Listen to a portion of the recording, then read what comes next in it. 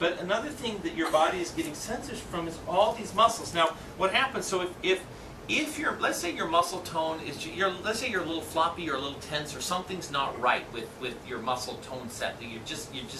Then what'll happen is the signals that would normally come in, like if I go backwards, if you've got a normally functioning body, you start to go, hey, wait a minute, you're leaning, and what happens is these start to stretch as you come back.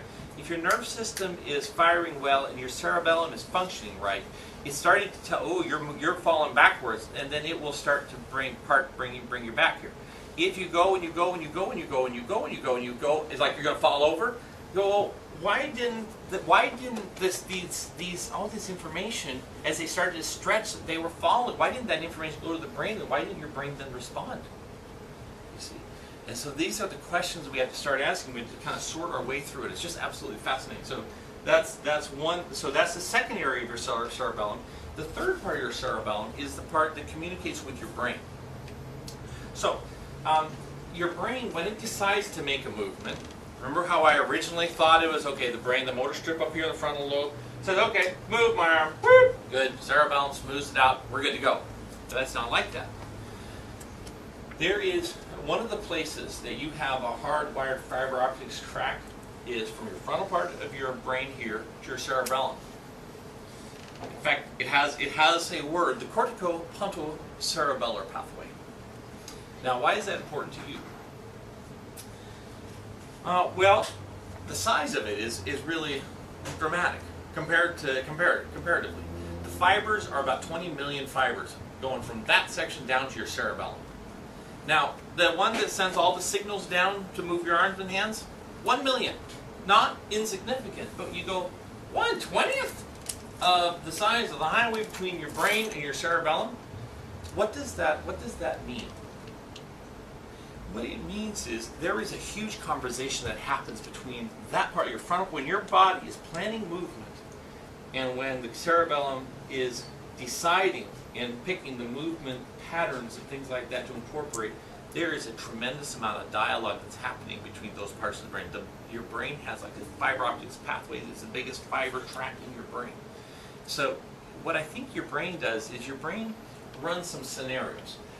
Let's say, so you're sitting with your legs crossed. If you decide you're going to pick this thing up, well, you go, well, am I going to use this hand? No, I'm resting my chin on it. I'll use this hand.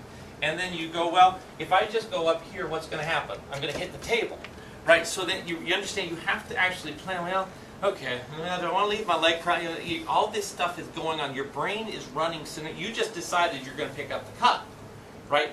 In your mind, you're not really thinking about all this, but your brain is actually having to look at this. Your visual system, your awareness, it all takes into, because you're actually going to move your arm out and then up and then over and grasp it. That's where it's in.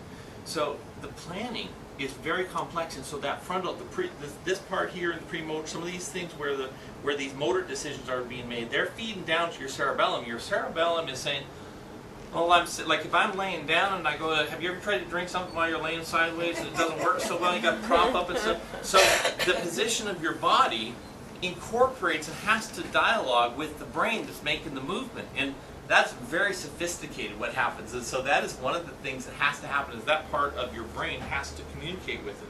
So I thought that's kind of cool. So testing of your cerebellum, we do things like testing your posture. If you're standing and you think this is straight, there's something wrong with your cerebellum, right? Your perception is off. We've got to get that thing changed. The perturbation form, we've got to get you standing right, and we've got to get you so you can stand and not wobble and fall backwards, right? That's a problem if that happens. The ability to perform what's called dysdiadochokinesia, where you actually can do this sort of thing, right? So everybody kind of take your hands and do alternating, rapid back and forth, right? So if you can't do it so well on one side, right? What that's telling you is your cerebellum, my cerebellum on my left side is not working out as well as it should, right? You can do something as simple as that and get a quick sense of how your cerebellum is. Because that is the job of your cerebellum, is to stop one activity, start a new one, and then stop. So this alternating back and forth, almost all cerebellum. It's one of the best tests. And then you can say, oh, my left cerebellum. So then you say, I need to stimulate my left cerebellum. And so, well, what would we do to stimulate that, right? How do we get that part of the brain working then? And this is where then we can spin you, right? Isn't that, so you go, oh, why would I want to, oh, I get dizzy when I spin it. That's not the point. It's trying to activate the pathways in the brain that will bring function back, right? So that's something, that sort of thing. Also then, since you does the sight and that sort of thing, we can do optokinetics testing, and I think that's, why don't we, Bruce, if you want to tell,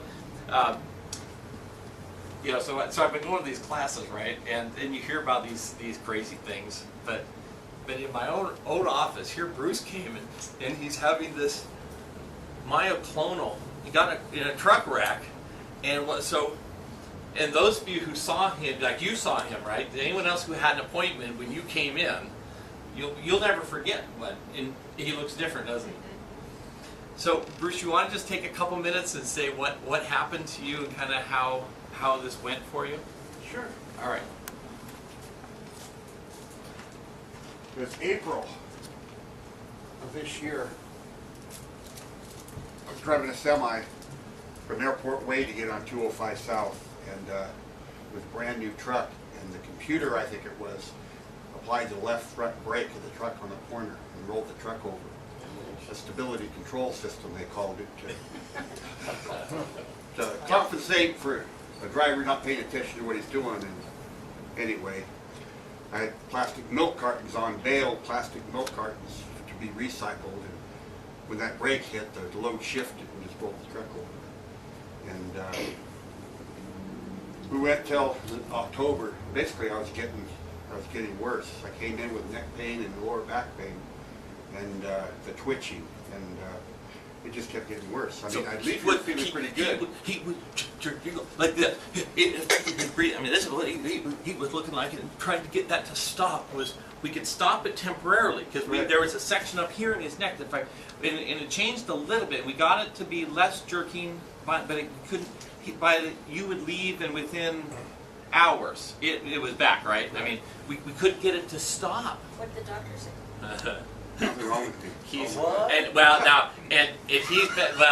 He's been to a bunch. So he went to a bunch of doctors, right? One of the top internalists, and then they sent him to neurologists, and so what they looked for are things like seizures and things like this. All his reports, I've looked at all, and I don't know how many they sent you, but several of them. Let's just put it this way. And he didn't have anything that fit into a box. So he had attributes of seizure, but it wasn't from seizure activity. They were trying to say he was making it all. There's all sorts of but so the medical. They went to a lot of medical stuff. We had a lot of imaging, a lot of stuff, and everything was basically coming up. They didn't know what to do with him. Yeah, and it was getting kind of bleak. I mean, it was like, I'm starting to think, because normally, within several months, it gets better and better. This wasn't the jerking. There were aspects that were encouraging, right? But it was frustrating. It was getting on. I mean, this, like you said, was